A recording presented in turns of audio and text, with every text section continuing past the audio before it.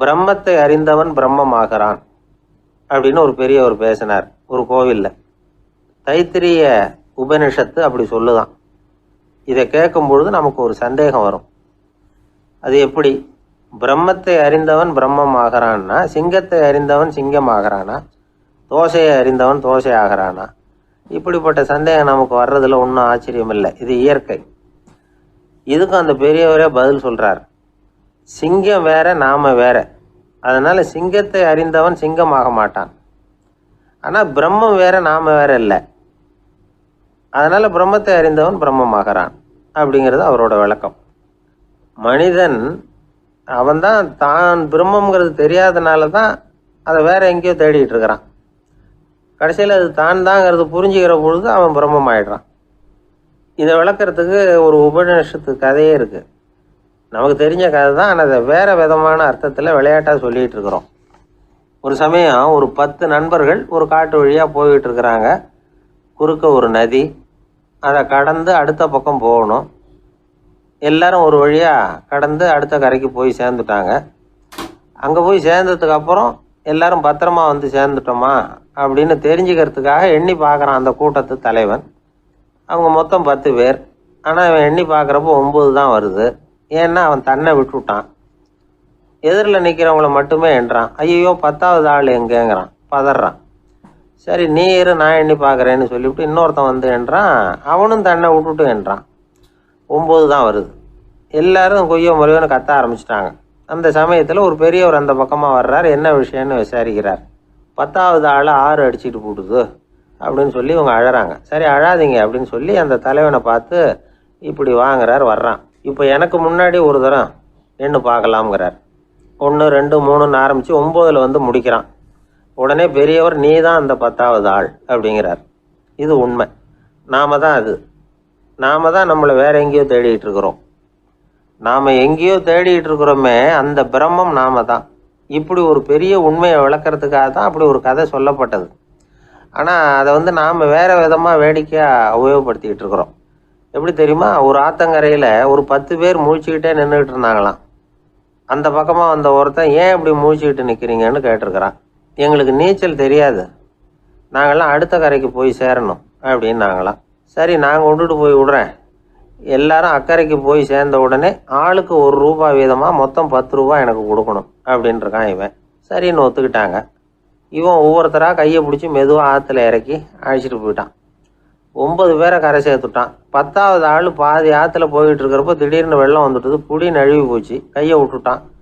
வெள்ளம் அடிச்சுட்டு போட்டுது. அழைச்சிட்டு வந்தவன் நீச்சல் அடித்து தட்டு தடுமாறி கரைக்கு வந்து சேர்ந்துட்டான். கரையில் இருந்தவங்களுக்கு இந்த விஷயம் தெரியாது. இருந்தாலும் இவன் உடம்பு பூரா நனைஞ்சி கொஞ்சம் அதிகமாக மூச்சு வாங்க நின்றுக்கிட்டு இருந்தானா, ஏங்க ஏன் இப்படி மூச்சு வாங்குது, என்ன விஷயம் அப்படின்னு கேட்டாங்களாம். அதுக்கு இவன் கொஞ்சமாக அலட்டிக்காமல் சொன்னானா, வேற ஒன்றும் இல்லை, நீங்கள் கொடுக்க வேண்டிய ₹10ல் ₹1 குறைஞ்சி போச்சு அவ்வளவுதான் அப்படின்னானா. ஏங்க எங்கே போயிட்டு வரீங்க அப்படின்னு கேட்டேன். எனக்கு வேண்டப்பட்ட ஒருத்தரை பார்த்து. ஆஸ்பத்திரிக்குன்னார். எந்த ஆஸ்பத்திரிக்குன்னே? மாட்டு ஆஸ்பத்திரிக்குன்னார். என்ன விஷயம்னே? மாமனாருக்கு உடம்பு சரியில்லை, அதுதான் மாட்டு ஆஸ்பத்திரிக்கு போயிட்டு வரேன்னார். அட பாவி, அதுக்கு அந்த ஆஸ்பத்திரிக்கா போவாங்க அப்படின்னு ஆச்சரியமா. அட அது இல்லைப்பா, முதல்ல எங்கள் குடும்ப டாக்டர் தான் தேடிக்கிட்டு போனேன். அவர் அந்த நேரத்தில் அவர் வளர்க்குற நாய்க்குட்டிக்கு உடம்பு சரியில்லைன்னு சொல்லி அதை தூக்கிக்கிட்டு மாட்டு ஆஸ்பத்திரிக்கு போயிட்டாராம் சொன்னாங்க. அதனால் அங்கே போய் அவரை சந்தித்து விஷயத்தை சொல்லிவிட்டு வர்றேன்னார். அப்புறம் தான் எனக்கு கொஞ்சம் நிம்மதியாக இருந்தது. பொதுவாக நமக்கு தெரிஞ்ச வரையில் டாக்டர்கள் 2 வகை. நமக்கு வைத்தியம் பண்ணுற டாக்டர்கள் ஒரு வகை, நம்மக்கிட்ட இருக்கிற ஆடு மாடு கோழிக்கு வைத்தியம் பண்ணுற டாக்டர்கள் ஒரு வகை. இப்போ தான் எனக்கு தெரியும் இன்னொரு வகையான டாக்டர்களும் உண்டுங்கிறது. அது யாருன்னா பூச்சிகளுக்கு வைத்தியம் பண்ணுற டாக்டர்கள், அதாவது பூச்சி டாக்டர்கள்.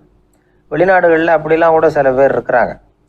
பிரிட்டனில் யார்க்ஷயர் வட்டாரத்தில் ராதர்ஹாம் அப்படின்னு ஒரு ஊர். அங்கே ஒரு விலங்கியல் மருத்துவர் பேர் டாக்டர் லான்ஸ் ஜெப்சன். அவர் ஆஸ்பத்திரி வாசலில் பார்த்தீங்கன்னா தினமும் நிறைய பேர் நின்றுக்கிட்டு இருப்பாங்க. கையில் கண்ணாடி குடுவை, தகர டப்பா இப்படி ஏதாவது இருக்கும். அதுக்குள்ளே ஏதாவது பூச்சிகள் இருக்கும். அதுக்கு வைத்தியம் பண்ணுறதுக்காக வந்தவங்க தான் அவங்க எல்லாம்.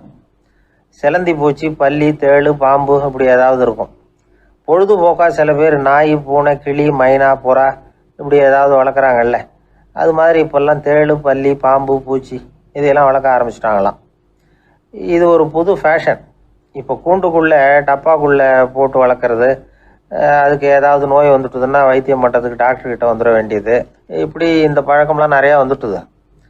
ரத்தம் உறிஞ்சிற அட்டைகள் கூட இவங்ககிட்ட வைத்தியத்துக்கு வருதான். சிலந்திகளில் செங்கால் சிலந்தின்னு ஒரு வகை. மத்திய அமெரிக்க காடுகளில் இது அதிகம். சிலந்திகள்லேயே ரொம்ப விலை உசந்தது இந்த ரகம்தான். கால்களில் சிவப்பு கோடுகள் இருக்கும். இந்த இனம் இப்போ குறைஞ்சிக்கிட்டே வர்றதுனால சர்வதேச விதிகளின்படி இவற்றின் ஏற்றுமதி இறக்குமதிக்கு தடை விதிக்கப்பட்டிருக்குது. அதனால் இதை வளர்க்குறவங்க வீட்டுக்குள்ளேயே இனவிருத்தி மூலமாக பெருக்கி விற்பனை பண்ணிட்டு வராங்களாம். அந்த வகை சிலந்திகள் தான் இப்போ வைத்தியத்துக்கு அதிகமாக வருதான். சரி, இதுக்கெல்லாம் எப்படி வைத்தியம் பண்ணுறாங்க?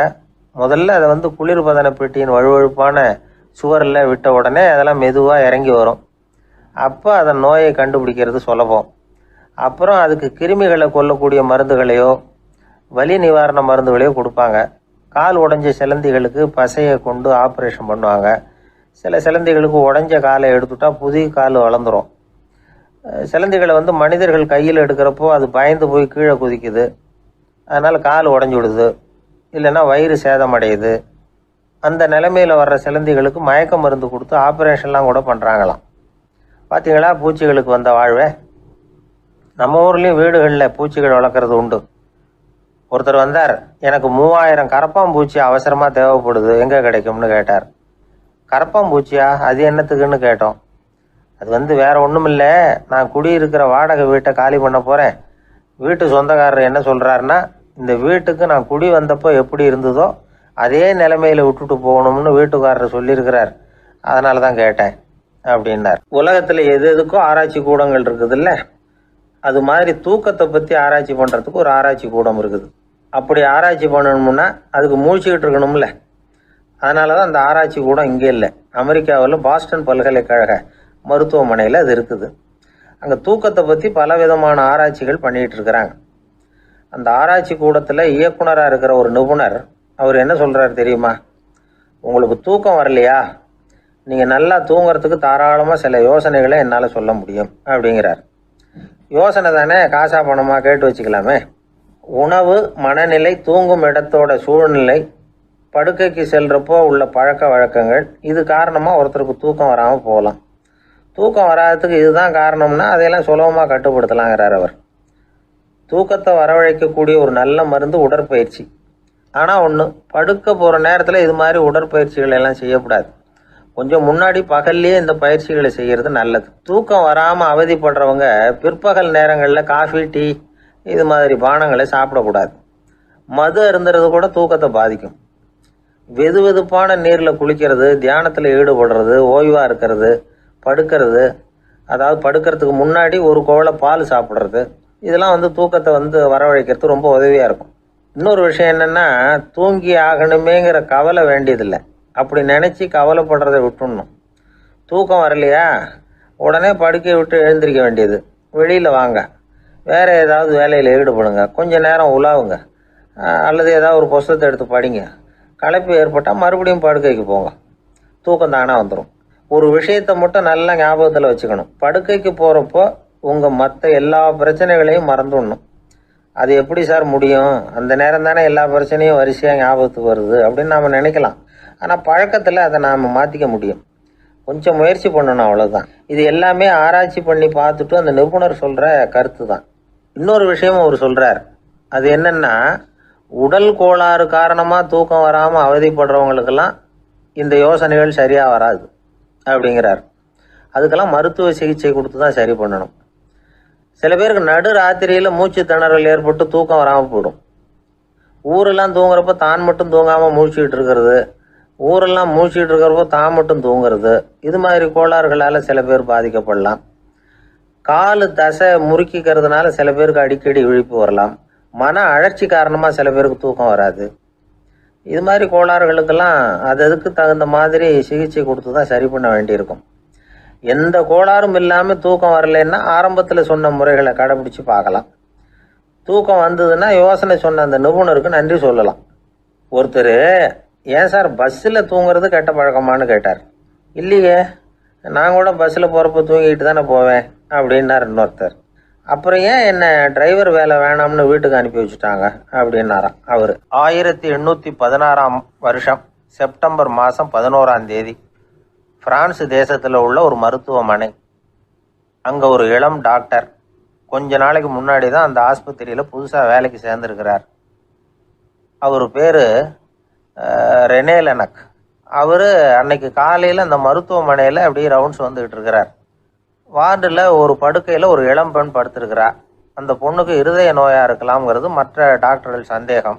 அந்த காலத்துல எல்லாம் ஒருத்தருடைய இருதய துடிப்பை தெரிஞ்சுக்கணும்னா நோயாளியின் மார்பில் டாக்டர் காதை வச்சு பார்த்து தான் தெரிஞ்சுக்கிறது வழக்கம். ஆனால் இந்த பெண்ணும் இளம் பெண், அந்த டாக்டரும் புதுசாக சேர்ந்துருக்கிறவர். அதனால் பரிசோதனை பண்ண தயங்கினார். கொஞ்ச நேரம் யோசனை பண்ணார். திடீர்னு ஒரு ஞாபகம் வந்தது அவருக்கு. அதாவது அன்னைக்கு விடியற் காலையில் தோட்டத்தில் அப்படியே வாக்கிங் போயிட்டு இருந்தப்போ சின்ன பசங்கள்லாம் ஒரு மரக்கட்டையை வச்சு விளையாடிக்கிட்டு இருந்தாங்களாம். அதை இவர் பார்த்துருக்கிறார்.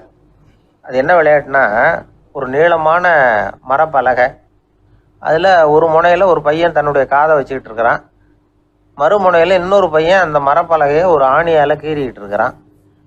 ஒரு முனையில் ஆணியால் கீறும் பொழுது மறுமுனையில் காதை வச்சிருக்கிற பையனுக்கு அந்த சத்தம் துல்லியமாக கேட்குது. அந்த டாக்டருக்கு காலையில் பார்த்த இந்த விளையாட்டு ஞாபகத்துக்கு வந்துட்டுது. உடனே என்ன பண்ணார் தெரியுமா? ஒரு நீளமான காகிதத்தை எடுத்தார். அதை அப்படியே உருளை மாதிரி உருட்டினார். ஒரு முனையை அந்த நோயாளியின் மார்பில் இடது பக்கம் வச்சார், இன்னொரு முனையில் தன்னுடைய காதை வச்சார். என்ன ஆச்சரியம்! நோயாளியின் மார்பில் நேரடியாக காதை வச்சு கேட்குறத விட துல்லியமாக கேட்டுது இதய துடிப்பு. இதய துடிப்பு மட்டும் இல்லை, மூச்சு இழுத்து விடுறது, திரவ பொருள்களின் அசைவு, எல்லா சத்தமும் தெளிவாக கேட்குது. கிரேக்க மொழியில் ஸ்டெத்தாஸ் அப்படின்னா மார்பு, ஸ்கோப்பின் அப்படின்னா பார்ப்பதுன்னு அர்த்தம். அதனால் டாக்டர் ரெனே லெனக் தான் கண்டுபிடிச்ச கருவிக்கு ஸ்டெத்தஸ்கோப் அப்படின்னு பேர் வச்சார். அவரே முதல் மாடலையும் செஞ்சார். அளவு ரொம்ப பெருசாக இருந்தது, சுலபமாக எடுத்துகிட்டு போகிறது கஷ்டம், அது அவ்வளோ கஷ்டமாக இருந்தது அது. அதனால் அவரே அதை அப்புறம் 2 பிரிவாக தயார் பண்ணார். இது 2 துண்டையும் டாக்டர் தன்னோட கோட்டு பாக்கெட்டில் வச்சுக்கலாம், தேவைப்படுறப்ப எடுத்து ஒன்றா சேர்த்துக்கலாம். இப்படி தான் அவர் ஆரம்பத்தில் பண்ணார். தன்னுடைய இந்த கண்டுபிடிப்பை பற்றி அவர் ஒரு புத்தகம் எழுதினார். நிறைய விற்றுது, புகழும் பணமும் சேர்ந்தது. பணமும் புகழும் சேர்ந்தது மாதிரியே அவருக்கு ஒரு நோயும் சேர்ந்தது. அது என்ன நோயின்னு கண்டுபிடிக்கிறதுக்கும் அவர் கண்டுபிடிச்ச கருவி தான் உபயோகப்பட்டு தான். அவரே அதை கண்டுபிடிச்சார். அவருக்கு வந்திருந்தது காச நோய். 1826 வருஷம் ஆகஸ்ட் மாதம் 13 உலகத்தின் முதல் ஸ்டெதஸ்கோப்பை கண்டுபிடிச்ச டாக்டர் ரெனே லெனக் காலமானார். அவர் சாகிறதுக்கு முன்னாடி மரத்தால் செஞ்சு வச்சுருந்த ஸ்டெதஸ்கோப்பை தனக்கு வேண்டியப்பட்ட ஒரு டாக்டர்கிட்ட கொடுத்து, என்னுடைய சொத்துக்கள்லேயே ரொம்ப வசந்தது அப்படின்னு சொன்னாராம். அதுக்கப்புறம் 3 வெள்ளைக்காரங்க சேர்ந்து இந்த கருவியில் சில மாற்றங்களை பண்ணாங்க. ஆனால் 1829 லண்டனில் டாக்டர் நிக்கோலஸுங்கிறவர் ஒரு காதால் இதய துடிப்பை கேட்குறத விட டாக்டர் 2 காதாலையும் கேட்கறது தான் சரியாக இருக்கும் அப்படின்னு ஒரு கருத்தை வெளியிட்டார். அதுக்கப்புறம் ரொம்ப காலம் கழித்து 1852 ஜார்ஜ் காமான் அப்படிங்கிறவர் ரப்பர் டியூப்களை உபயோகப்படுத்தி 2 காதாலையும் கேட்குற மாதிரி ஒரு புதிய வடிவத்தை அதுக்கு கொடுத்தார். அதுக்கு பிறகு அது படிப்படியாக எவ்வளவோ மாற்றங்கள் இருந்தாலும் ஆரம்பத்தில் டாக்டர் ரெனே லெனக் உருவாக்கின அடிப்படை மாடலை யாரும் மாற்றி அமைக்கலைங்கிறது தான் முக்கியமான விஷயம். நமக்கு தெரிஞ்ச ஒரு ஆஸ்பத்திரி, அதில் ஒரு நோயாளி, காலை நேரத்தில் நர்ஸு அந்த பக்கமாக போயிட்டு இருந்தாங்க. அதை பார்த்துட்டு ஒரு நர்ஸுன்னு கத்துறார். நர்ஸு அவசரமாக ஓடி என்ன விஷயம்னு கேட்டாங்க. சிஸ்டர், இங்கே பாருங்கள், உங்கள் டாக்டரை என் நெஞ்சில் ஒரு காதை வச்சு கேட்டுக்கிட்டு இருக்கிறார் அப்படின்னார் நோயாளி. சிஸ்டர் பதட்டப்படாமல், அதனால் என்ன, இந்த டாக்டர் பழமையான விஷயங்களில் ரொம்ப நம்பிக்கை உள்ளவர், அதனால் ஸ்டெதாஸ்கோப்பை உபயோகப்படுத்தாமல் காதை வச்சு கேட்குறார், அது ஒன்றும் தப்பு இல்லை அப்படின்னாங்களாம். ஐயோ, அதுக்காக இல்லை சிஸ்டர், இவர் என் நெஞ்சு மேலே தலையை வச்சது நேற்று ராத்திரி 9 மணி, இப்போ விடிஞ்சு போச்சு, இன்னமும் தலையை எடுக்கவே இல்லை, அதுக்காக தான் சந்தேகப்பட்டு உங்களை கூப்பிடுறேன் அப்படின்னாராம். எதிர்காலத்தை நினச்சா எனக்கு ரொம்ப பயமாக இருக்குது சார் அப்படின்னு சொல்கிறவங்க நிறைய பேர் இருக்கிறாங்க. அதாவது பயப்படாத மனிதர்கள்னு யாருமே கிடையாது. ஒவ்வொருத்தருக்கும் ஒவ்வொரு விதமான பயம் இருந்தாலும் ஒட்டுமொத்தமாக பார்க்குறப்போ மனிதனுக்கு 6 விதமான பய உணர்வுகள் வரலாம் அப்படின்னு பெரியவங்க சொல்கிறாங்க. எல்லா விதமான பயமும் இந்த 6 வகைக்குள்ள அடக்கம். அந்த 6 வகை பயமும் 6 எதிரிகள் மாதிரியாம். 6 எதிரிகளையும் புரிஞ்சுக்கிட்டோம்னா போதும், வாழ்க்கையில் சுலபமாக வெற்றி அடைய முடியும். சரி, அந்த 6 வகை பயம் என்னென்ன அப்படின்னு பார்ப்போம். முதல்ல வறுமை பற்றிய பயம், 2வது பழிச்சொல் பற்றிய பயம், 3வது உடல் நலம் பாதிப்பு பற்றிய பயம், 4வது என்னன்னா காதல் தோல்வி, 5வது முதுமை, 6வது மரணம். அதாவது பயப்படுறதுங்கிறது ஒரு மனநிலை தான். இந்த மனநிலையை கட்டுப்படுத்த முடியும், திசை திருப்ப முடியும். சரி, இந்த பயங்களின் அறிகுறிகள் எப்படி இருக்கும்? வறுமை பற்றிய பயம் அப்படின்னு முதல்ல சொன்னோம் இல்லையா, அந்த பயத்தின் அறிகுறிகளை தெரிஞ்சுக்குவோம்.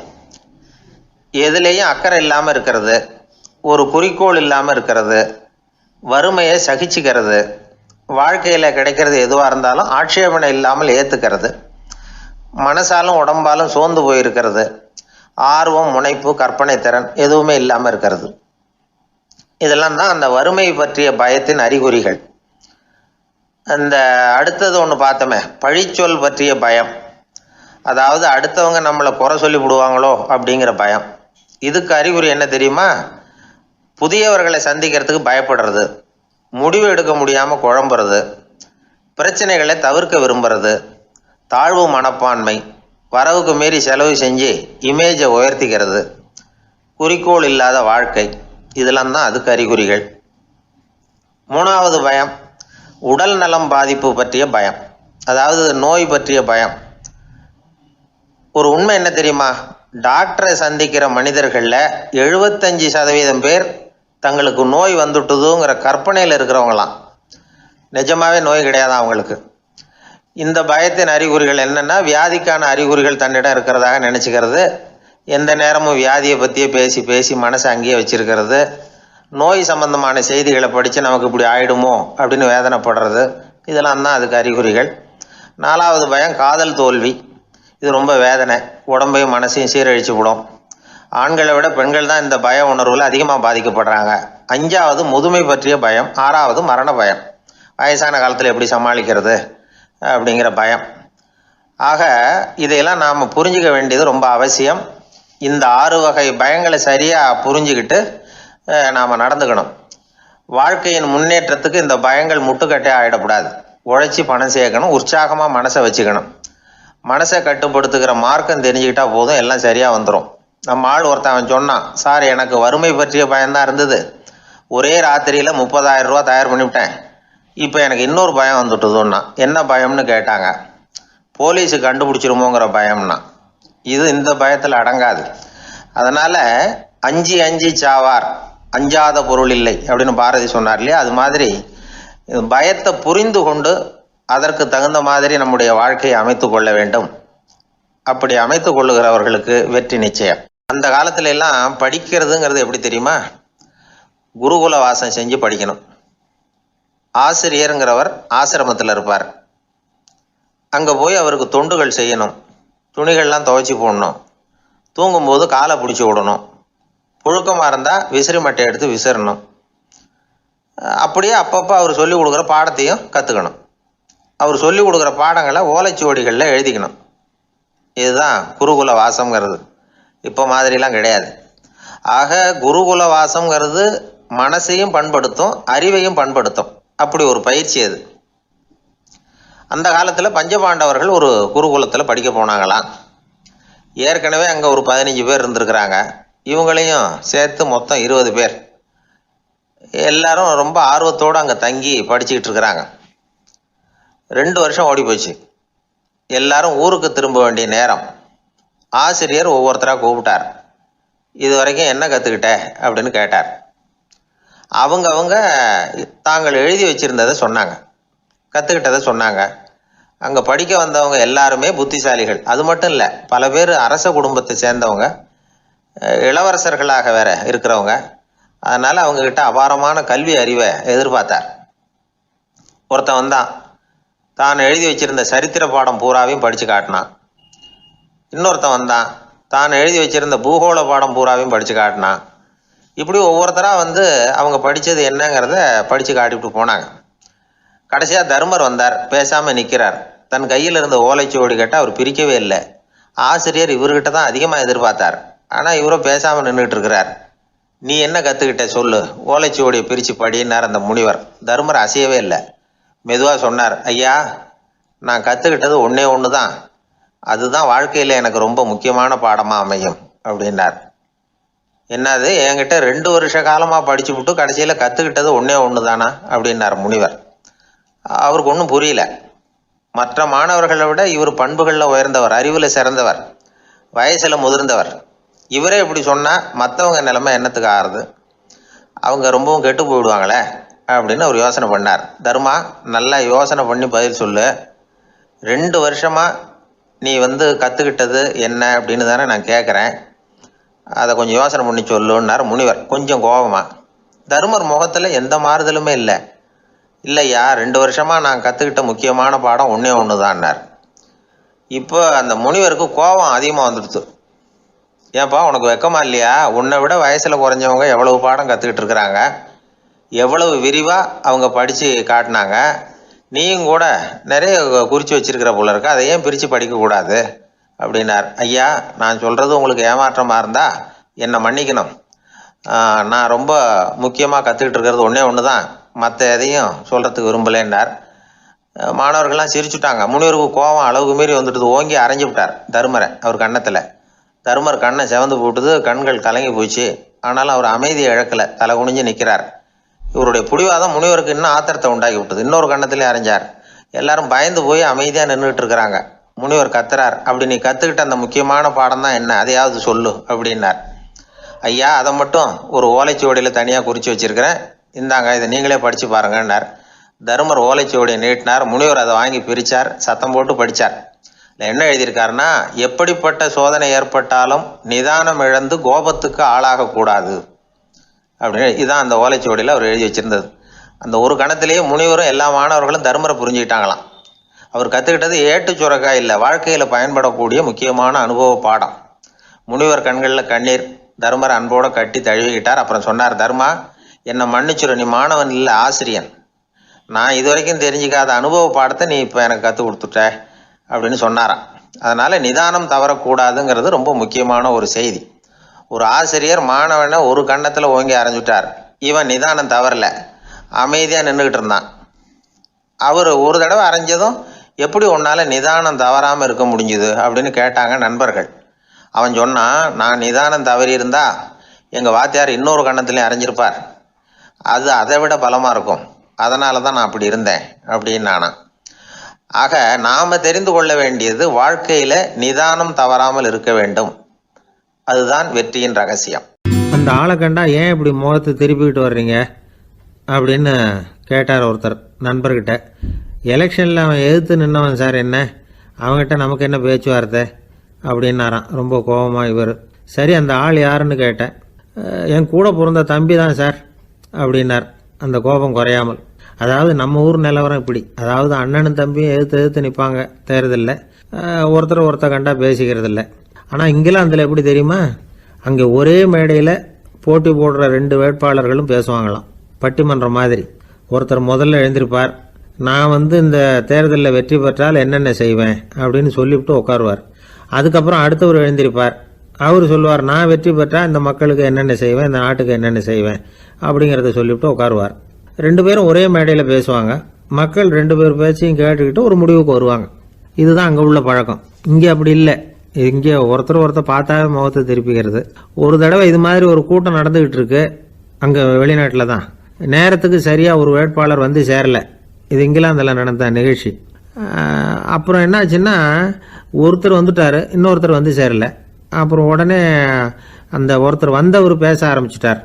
அதாவது அந்த இன்னொருத்தர் சார்பாகவே பேசிட்டாராம். அதாவது அவர் வரல, நான் அவர் சார்பாக நான் பேசிடுறேன், அதாவது அவர் ஜெயிச்சுட்டா அவர் என்னென்ன செய்வார் இந்த நாட்டுக்கு அப்படின்னு சொல்லி அவர் பக்கத்தில் உள்ள நியாயத்தை எடுத்து இவரே சொல்லிட்டாராம். இப்படிலாம் அங்கே நடந்துதான்.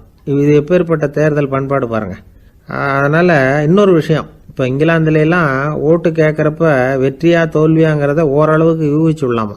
இப்போ ஒரு வேட்பாளர் ஒரு வீட்டுக்கு முன்னாடி போய் நின்று எனக்கு ஓட்டு போடுங்கன்னு கேட்குறாருன்னு வச்சுங்களேன், அதுக்கு என்ன பார்த்து செய்கிறோம், போயிட்டு வாங்க அப்படின்னு சில வீடுகளில் வாசலில் நின்னே சொல்லி அனுப்பிச்சிருவாங்களாம். வேற சில வீடுகளில் எப்படின்னா, வேட்பாளரை வீட்டுக்குள்ளே கூப்பிட்டு காபி சாப்பிட சொல்லி உபசரித்து அதுக்கப்புறம் அனுப்பி வைக்கிறது வழக்கமா. இதில் எந்த வீட்டு ஓட்டு நிச்சயம் தெரியுமா? வாசலில் நின்று வழி அனுப்பி வச்சுட்றாங்க பாருங்க, அவங்க ஓட்டு நிச்சயம். உள்ளே கூப்பிட்டு காப்பி கொடுத்து அனுப்புகிறாங்க பாருங்க, அவங்க ஓட்டு நிச்சயம் இல்லையா? சரி, அப்புறம் ஏன் அந்த உபசரிப்பு அப்படின்னு கேட்டால் அதுக்கு ஒரு காரணத்தை சொல்கிறாங்க. அதாவது அது ஒரு அனுதாபத்தை தெரிவிக்கிற முறையா. ஐயோ பாவம், நாம் இவருக்கு ஓட்டு தான் போட போகிறதில்ல, எதையாவது செய்வோம், காப்பியாவது சாப்பிட்டு போகட்டும் அப்படிங்கிற எண்ணமா. இப்படி அந்த ஒரு பழக்கம். ஆக அந்த ஊரில் நிறைய காப்பி சாப்பிட்ணும்னு ஒருத்தர் ஆசைப்பட்டால் தேர்தலில் தோற்று போகிறதுக்கு தயாராக இருக்கணும். ஒரு சமயம் ஒரு ஊரில் தேர்தல் நடந்துதான். ஒரு தொகுதியில் நின்று தோற்று போன ஒருத்தர் கையில் ஒரு துப்பாக்கியோட ஊருக்குள்ளே சுற்றிக்கிட்டு இருந்தாராம். ஒரு போலீஸ்காரர் அவரை பார்த்துட்டு சந்தேகப்பட்டிருக்கார். அதனால் அவரை தடுத்து நிறுத்தி, என்ன இது துப்பாக்கியோட சுற்றுறீங்களேன்னு விசாரிச்சிருக்கார். இதுக்கு அவர் சொன்னாராம், சார், இந்த தொகுதியில் மொத்தம் 1,00,000 வாக்காளர்கள், அதில் எனக்கு 10,000 பேர் மட்டும்தான் எனக்கு ஓட்டு போட்டிருக்கிறாங்க. அப்படின்னா எனக்கு வேண்டாதவங்க இந்த தொகுதியில் 90,000 பேர் இருக்கிறாங்கன்னு அர்த்தம். இப்படி ஒரு சூழ்நிலையில் நான் என்னுடைய பாதுகாப்புக்கு ஆயுதம் இல்லாமல் நடமாடலாமா அப்படின்னு கேட்டாராம். எவ்வளவு எச்சரிக்கை பாருங்க. நம்ம ஊரில் சில பேர் ஓட்டு கேட்குற விதமே தனி. ஒருத்தர் ரொம்ப சாமர்த்தியமாக ஓட்டு கேட்பாராம். அவர் எப்படின்னா, ஒரு வீட்டுக்கு போகிறாருன்னு வச்சுங்களேன், அந்த நேரம் அந்த வீட்டுக்காரரு என்ன செஞ்சுக்கிட்டு இருக்கிறாரோ அதே வேலையை இவரும் கொஞ்ச நேரம் செய்வாராம், அவருக்கு ஒத்தாசையா. அதுக்கப்புறம் மெதுவாக பேச்சு கொடுப்பார், ஓட்டு கேட்பார், இது மாதிரி எலெக்ஷனில் நிற்கிறேன் கவனிக்கணும்னு. அது மாதிரி ஒரு தடவை அவர் போனப்போ அங்கே அவர் என்ன பண்ணிகிட்டு இருக்காரு, வீட்டுக்கு பின்னாடி மாட்டு கொட்டையில் பால் கறந்துக்கிட்டு இருக்கார் ஒரு பசுமாட்டுக்கிட்ட. அந்த வீட்டில் இவர் ஓட்டு கேட்க போனவர் இவர் ஓடி போய் இன்னொரு சொம்பை எடுத்துக்கிட்டு அதே மாட்டுக்கு இன்னொரு பக்கம் போய் உட்காந்துக்கிட்டு இவரும் பால் கறக்க ஆரம்பிச்சிட்டார். எதிர உட்காந்துட்டு இருக்காரு இவர் இந்த பக்கம் உட்காந்துருக்கார். கீழே கொஞ்சம் குனிஞ்சு பார்த்தா ஒருத்தர் முகத்தை ஒருத்தர் பார்க்கலாம். கொஞ்ச நேரம் ஆனதுக்கப்புறம் இவர் மெதுவாக அவர்கிட்ட பேச்சு கொடுத்தாராம். இது மாதிரி நான் எலெக்ஷனில் நிற்கிறேன், நீங்கள் ஓட்டு போடணும், அதுக்காக தான் வந்தேன்னாராம். அது முடியாதுங்களேன்னாராம் அவர். ஏன்னு கேட்டிருக்கார். நான் இந்த வீட்டுக்காரன் இல்லை, நானும் உன்ன மாதிரி ஓட்டு கேட்க வந்தவன் தான் அப்படின்னாராம் அவர். ஒரே ஒரு ஊரில் ஒரு ராஜா இருந்தாராம். அவர் நிறைய சம்பாதிக்கணும்னு திட்டம் போட்டார். தனக்காக சம்பாதிக்கணும்னு நினைக்கல, தன்னுடைய நாட்டுக்காக சம்பாதிக்கணும் அப்படின்னு நினைச்சார். அரசாங்க கருவூலத்தில் கையிருப்பு குறைச்சலாக இருந்தது. மக்கள்கிட்ட வரி விதிச்சாகணும், வேற வழி இல்லை. ஆனாலும் அந்த ராஜா மக்கள் கஷ்டப்படக்கூடாது அப்படின்னு நினைக்கிறவர். மக்கள் வரியையும் கட்டணும், அதே நேரத்தில் அவங்க சிரமப்படவும் கூடாது. இதுக்கு தகுந்த மாதிரி ஒரு திட்டம் போட்டார். அது பிரகாரம் என்ன பண்ணார்னா, அந்த நாட்டில் ஒரு 3 பெரிய குளங்களை தோண்டினார். அது நிறைய தண்ணீரை நிரப்புனார். அதுக்கப்புறம் எங்கேயோ தேடி பிடிச்சி 3 விதமான மீன்களை கொண்டுகிட்டு வந்தார். அந்த 3 குளங்கள்லையும் விட்டார். அதை ஒவ்வொரு குளத்துலேயும் ஒவ்வொரு விதமான மீன்கள். அந்த மீன்களுக்கு அபூர்வமான ஒரு சக்தி உண்டு. அது எப்படின்னா, அந்த குளத்தில் குளிக்க வர்றவங்களுக்கு அந்த மீன்கள் கடிக்கும் பொழுது வலி ஏற்படுறதில்ல. அதுக்கு பதிலாக மகிழ்ச்சி நிறைந்த ஒரு இனிமையான உணர்வை அவங்க அனுபவிச்சாங்க.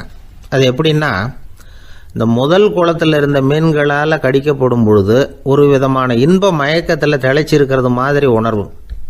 இந்த 2வது குளம் இருக்க, அதில் இருக்கிற மீன் கடிச்சதுன்னு வைங்க, மக்களுக்கு எப்படி இருக்கும்னா, கால்களே தரையில் படாமல் அப்படியே ஆகாயத்தில் மிதக்கிறது மாதிரி ஒரு உணர்வு, அதை அனுபவிக்கிறாங்க. 3வது குளத்தில் இருக்கிற மீன் கடிச்சதுன்னா அவங்கெல்லாம் அப்படியே கோடீஸ்வரராக மாறிட்டதாக ஒரு உணர்வு, அதை அவங்களால அனுபவிக்க முடியுது. இப்படி ஒரு அபூர்வமான மீன் அது, அந்த 3 வகை. இப்படி இருந்தால் மக்கள் அந்த குளங்களில் குளிக்கிறதுக்கு ஆசைப்படாமல் இருப்பாங்களா? அதனால் கூட்டம் கூட்டமாக அலமோத ஆரம்பிச்சிட்டாங்க. ஒவ்வொரு குளத்தின் கரையிலேயும் கியூ வரிசையில் நிற்க ஆரம்பிச்சிட்டாங்க. அந்த நாட்டு மன்னர் என்ன பண்ணார்னா, ஒவ்வொரு குளத்தங்கரையிலையும் ஒரு ராஜாங்க அதிகாரியை உட்கார வச்சார். டிக்கெட்டை அடித்து கொடுத்தார். குளிக்க வர்றவங்க கிட்ட ஒரு குறிப்பிட்ட தொகையை கட்டணமாக வசூலிக்க ஆரம்பித்தார். அவ்வளவுதான், அரசாங்க கருவூலம் நிரம்ப ஆரம்பிச்சுட்டுது. ராஜாங்கத்துக்கு தேவையான பணம் கிடைச்சிட்டுது. இது ஒரு கதை. இதை பற்றி என்ன நினைக்கிறீங்க?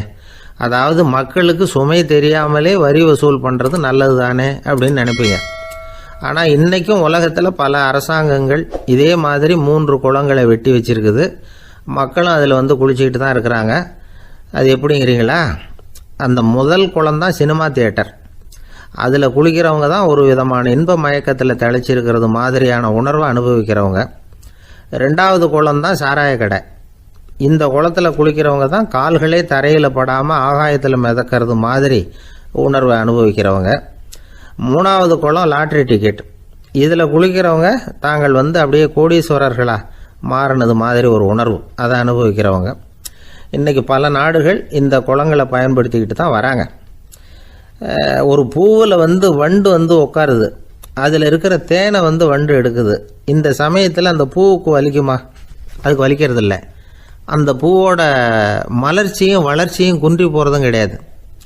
ஒரு ராஜா மக்கள்கிட்ட வரி வசூல் பண்ணும் பொழுது மக்களுக்கு சிரமமும் தெரியக்கூடாது, அதே நேரத்தை அதனால் அவங்க வாழ்க்கையும் கெட்டு போயிடக்கூடாது. அது மாதிரி வரி வசூல் பண்ணணுமா. இது காளிதாசனின் ரகுவம்சத்தில் காணப்படுகிற ஒரு கருத்து. ஒரு சின்ன குழந்தை தவறுதலாக ஒரு 25 காசு நாணயத்தை மூழ்கி விட்டுது. காசு வயத்துக்குள்ளே போயிட்டுது. அந்த குழந்தையோட தாய் உடனே குழந்தைய தூக்கிட்டு ஆஸ்பத்திரிக்கு புறப்பட்டாங்க. அப்போ அந்த பக்கமாக ஒருத்தர் வந்தார் தெருவில். என்ன விவரம்னு கேட்டார். இவங்க சொன்னாங்க, குழந்தை காசை முழுங்கிட்டுது, அதுதான் அவசரமாக ஆஸ்பத்திரிக்கு தூக்கிட்டு ஓடுறேன் அப்படின்னாங்க. அவர் சொன்னார், கவலைப்படாதம்மா, உடனே இப்படி கொடுங்க குழந்தைய அப்படின்னு கையில் வாங்கினார். ஒரு கையில் அந்த குழந்தையோட கால் ரெண்டையும் பிடிச்சி தலைகீழாக தூக்கி பிடிச்சார். இன்னொரு கையால் அந்த குழந்தையோட வயத்தில் குறிப்பாக ஒரு இடத்துல அப்படியே தேடி அந்த சுட்டு விரலால் ஒரு இடத்துல பொட்டுன்னு தட்டினார். உடனே காசு அந்த குழந்தையோட வாய் வழியாக வெளியில் விழுந்துட்டுது. காசை எடுத்துக்கிட்டு இந்தாங்கம்மா உங்கள் குழந்தை அப்படின்னார்.